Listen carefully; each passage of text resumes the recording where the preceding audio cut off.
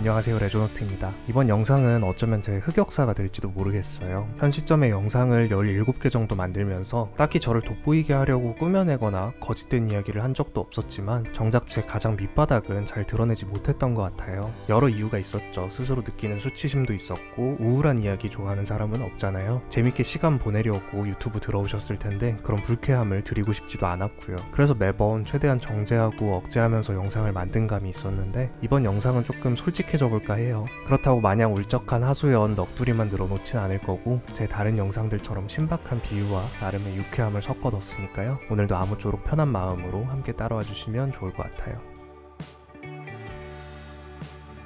먼저 저라는 사람의 밑바닥, 현 상태를 3가지 키워드로 정리해봤어요. 순서대로 의지박약, 피터팬 증후군, 배고픈 소크라테스고요. 의지박약부터 말해보자면 사실 많은 사람들에게 어느 정도 존재하는 특성이죠. 어떤 일을 뒷심있게 포기하지 않고 끝까지 해내기는 사실 되게 어렵잖아요. 그렇기에 목표치를 조정하거나 우회할 방법을 찾는 등 융통성 있게 그 의지를 이어나가는 것이 일반적이죠. 저의 경우 이게 문제인 이유는 의지박약과 완벽주의, 끝까지 해내지 못하는 특성과 끝까지 집착하는 특성, 그 모순된 두 특성이 공존하기 때문이지 않을까. 어떤 구조로 흘러가냐 하면 특정 일에 흥미가 생겨서 시작해보면 그 초기 단계에서부터 즉각적으로 제 능력과 한계를 분석해서 그 실효성을 따져요. 그렇게 완벽히 해낼 수 없다라는 판단이 서면 곧장 포기해버리는 거죠. 제대로 못 해낼 바엔 시작도 안 한다 하는 오만한 생각이죠. 심지어 되게 미련한 부분이 실질적인 능력 자체는 상당히 괜찮다는 거죠. 재능일지 저주일지 모르겠지만 대부분의 일에서 꽤 상위권의 성과들을 내왔거든요. 충분히 타협하고 만족하면서 기준을 낮추고 천천히 완성해 나가면 될 문제를 지금 당장 내 기준에 못 미친다고 놓아버리는 멍청한 자기검열이죠.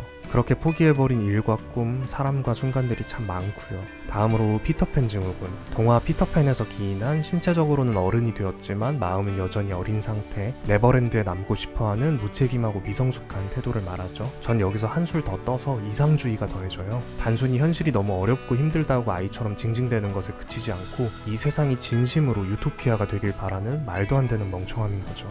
이게 어느 정도 중증인가 하면 저를 스쳐가는 모든 인간관계에서 좋은 사람으로 남고자 페르소나를 겹겹이 덧씌우고 세속적이고 현실적인 주변인들의 태도에 진심으로 환멸을 느껴요. 새벽에 아무도 보지 않고 차도 한 대 안 지나가는데 미련하게 신호등 꼬박꼬박 기다리고 친구들 만나서 직장 이야기, 연봉이 어떻다, 조건이 어떻다 그런 이야기 나눌 때 그 일을 통해 찾고자 하는 의미가 뭐야? 하는 미친 질문이나 던지는 사람인 거죠. 근데 사실 유토피아의 어원은 어디에도 없는 곳이잖아요. 현실적으로 존재할 수 없는 환상 속의 이상향이죠. 저도 따지고 보면 항상 완벽하고 고결한 인간이 될 수도 없고요. 거기에 앞선 의지박약, 강박증, 완벽주의가 더해지면서 융통성이나 현실성이라곤 하나도 없이 절대 타협하지도 않고 살면서 이룰 수 없는 목표를 광적으로 지향하면서 스스로 허무에 빠져버리는 망가진 피터팬이 되는 거예요. 마지막으로 배고픈 소크라테스. 배부른 돼지보다 배고픈 소크라테스가 낫다. 양적 쾌락과 질적 사유의 가치를 논하는 되게 멋진 말이죠. 근데 사실 소크라테스가 그 명성만큼 멋진 인간이었는가 하면 전 아니라고 생각해요. 그의 아내 크산티페가 세계 3대 악처라는 오명을 써야만 했던 배경에 소크라테스의 무책임한 이상론이 있었을 거라 생각하고요.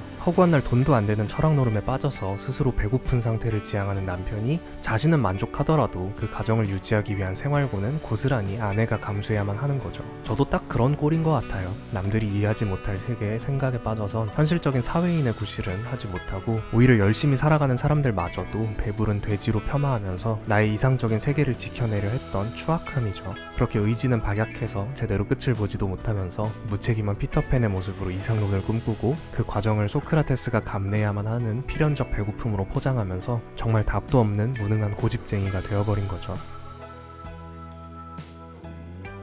앞선 챕터에서 울적하고 처참한 제 모습에 대한 해부를 해봤고 이 영상의 계기가 되어준 이 사진 이야기를 해볼까요? 제가 자전거 타고 길을 다닐 때 공유 킥보드나 자전거들이 아무렇게나 쓰러져 있는 경우가 되게 많아요. 보통은 길 옆 풀숲에 쓰러져 있어서 딱히 통행에 지장은 없죠. 근데 또 여기서 앞선 이상주의와 강박증이 발동해선 열심히 밟던 페달을 멈춰 세우고 그 킥보드며 자전거를 꼭 바르게 세워두곤 하거든요. 스스로의 얄팍한 자기 만족이죠. 아무튼 이 날도 그런 생각으로 쓰러져 있는 킥보드를 세우려고 자전거에서 내려서 다가갔는데 처음으로 이 킥보드 밑바닥에 쓰인 문구를 보게 됐어요. 넘어졌어요. 헬프.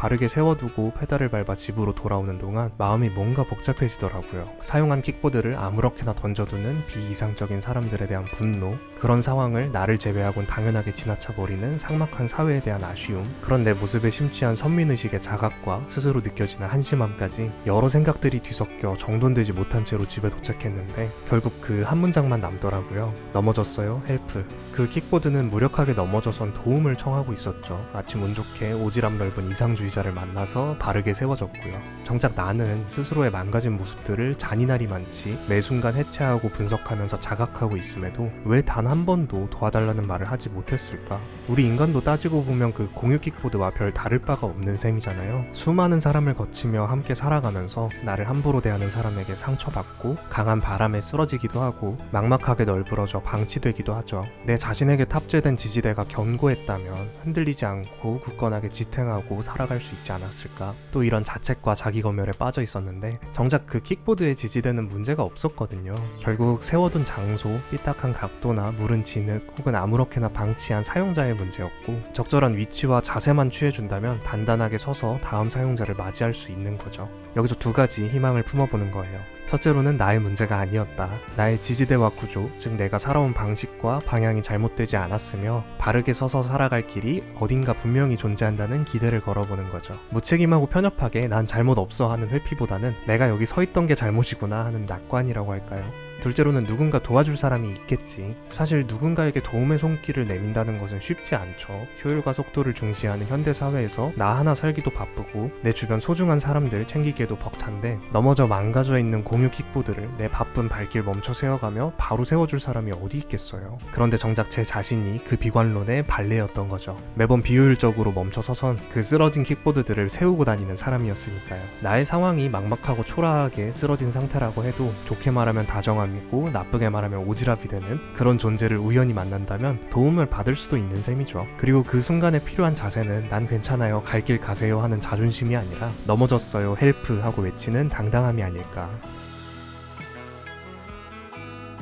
제목에도 쓰인 헬프라는 영단어가 외국에 나가서 헬프 하면 못 알아듣는다고 하잖아요. 그 발음이 해협에 가깝다고 하죠. 그래서 해협 이야기를 해볼까 해요. 굉장히 의식의 흐름대로 흘러가죠. 일반적으로 육지와 육지 사이의 좁은 바다, 그 수역을 해협이라 하는데 찾아보니까 되게 재밌더라고요. 국제법상으로 이 해협은 국제항로로 지정되어서 일반적인 영해의 개념과는 다르게 무해한 목적의 통행이라면 자유롭게 개방된다고 하더라고요. 앞서 망가진 제 모습을 솔직하게 고백하고 공유 킥보드의 사례처럼 도움을 청하는 자세가 필요하다는 것도 깨달았지만 정작 그 마음의 거리감은 남아있었어요. 바다를 사이에 두고 떨어진 두 대륙처럼 인간은 서로에게 완전히 공감할 수 없고 본질적으로 독립된 고독한 개체라는 사실이 계속해서 떠올랐던 거죠. 그런 의미에서 이 해협은, 좁은 바다는 방대하게 느끼고 있던 그 거리감을 조금이나마 줄여주는 장치이지 않을까. 나를 하나의 대륙이라고 가정한다면 어떤 시각에선 대양을 건너 아득한 곳에 다른 대륙이 떨어져 있을 수도 있죠. 그렇기에 너무 외롭고 막막함을 느낄 수도 있고요. 그럼에도 시선을 돌려보면 꽤나 가까운 곳에 해협을 사이에 두고 언제든 손을 뻗어줄 대륙이 있을 수도 있겠죠. 앞서 잠깐 해협의 국제법 이야기를 하면서 무해한 목적하에 자유로운 개방을 언급했는데 해협의 좁은 거리감은 왕성한 대륙 간 무역의 연결고리가 되어주기도 하지만 동시에 영해를 맞대고 있는 입장에서의 긴장감도 되는 셈이죠. 그 좁은 물길을 서로의 이권과 냉담한 시선으로 통제해버린다면 배들은 대륙을 빙 돌아 지나가야만 하는 불편이 생길 테고 두 대륙은 가까운 거리를 두고도 서로 외면하는 아쉬움으로 남겠죠. 그러한 이 해협의 특징을 우리와 우리를 도와줄 수 있는 누군가에게 대입해보면 인간 사이의 관계도 목적과 상황, 맥락에 따라 좌우되는 경우가 많잖아요. 우리가 평소엔 바쁘고 치열한 삶을 살더라도 시간적, 심리적 여유가 충분하다면 기꺼이 넘어진 공유 킥보드를 세워주는 도움을 줄 수 있을 것이고 그런 도움을 간절하게 필요로 하는 존재가 우릴 해협 너머에서 기다리고 있을 수도 있다는 거죠. 그래서 더욱이 망가진 제 자신도 스스로 해협 너머로 도와달라는 편지를 유리병에 담아 흘려보내면서도 다른 누군가를 선뜻 도울 수 있는 태도를 가져보려 해요. 그렇게 이 채널이 또 하나의 무해한 해협으로서 기능해준다면 너무 좋지 않을까. 그렇게 한번 마무리해볼게요. 여기까지가 제 망가진 모습과 넘어져 있던 공유 킥보드로부터 시작된 생각들이었고요. 이전까지 저는 제 자신을 굉장히 믿어왔어요. 자신감 또는 자존감으로 보여졌지만 그 속을 들여다보면 비틀린 자기애가 있었죠. 그런 성향 때문에 정작 무너지고 넘어져 아무것도 하지 못하는 상황에 놓였음에도 끊임없이 괜찮은 척하면서 스스로를 더욱 망치고 있었는지도 모르겠어요. 그래서 저는 도움을 청해보려고요. 이 영상도 그런 도움 요청 중 하나가 되겠죠. 나는 이렇게 망가져 있고 이렇게 넘어져 있습니다 하는 말을 주변에 당당히 꺼내게 된다면 따끔한 비난이 돌아올 수도 다정한 도움이 찾아올 수도 있겠죠. 하지만 앞선 공유 킥보드와 헤어베이 이야기처럼 이런저런 상황과 맥락 가운데 중요한 것은 나의 망가진 모습을 드러내고 스스로 도움을 청하는 자세이지 않을까. 영상 시청해주신 분들께 문제가 있다면 도움을 청해보세요. 그런 조언을 담은 영상은 아니었고요. 그런 말을 하기엔 제 자신이 정작 너무 엉망이라서 오히려 시청자분들께 역으로 조언을 구하고 싶은 도움 요청 영상이니까요. 어떤 의견이든 자유롭게 댓글로 남겨주시면 참 좋을 것 같아요. 오늘도 긴 영상 시청해주셔서 감사드리고 저는 더 좋은 영상으로 찾아뵙겠습니다.